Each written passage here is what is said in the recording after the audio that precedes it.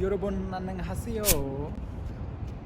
So viewers, আজকের video topic হচ্ছে যে আমাকে অনেকেই প্রশ্ন করে থাকেন যে দক্ষিণ কোরিয়াতে আসব, কিন্তু কিভাবে আসব, প্রসেসটা কি। আসলে মূলত সাউথ কোরিয়াতে আসার যে প্রসেসগুলো সেগুলো আমি আপনাদেরকে এখন বলবো ধীরে ধীরে। সো এই প্রসেসগুলো সম্পূর্ণ জানতে হলে অবশ্যই ভিডিওটা সম্পূর্ণ দেখতে হবে।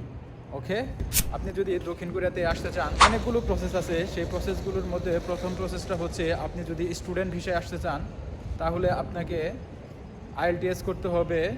আরেকটি মাধ্যম হচ্ছে যে আপনাকে কোরিয়ান ভাষা শিখতে হবে। টপিক লেভেলে এক্সাম দিয়ে আপনি স্টুডেন্ট ভিসায় আসতে পারবেন এই সাউথ কোরিয়াতে।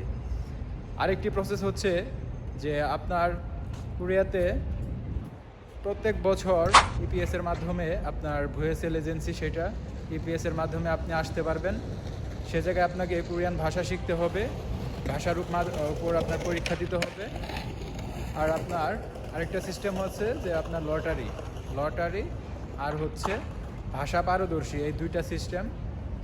এটা প্রত্যেক বছর একবার করে আপনার সার্কুলার দেয়।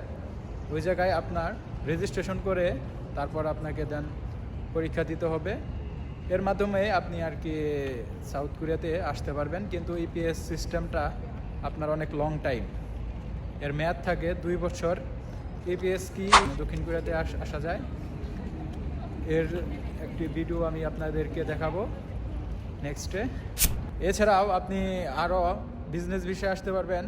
আরও অনেক ধরনের ভিসা আছে, ক্যাটাগরি আছে, কিন্তু কমন যেগুলো ভিসা এগুলো আমি আপনাদেরকে সাথে শেয়ার করলাম।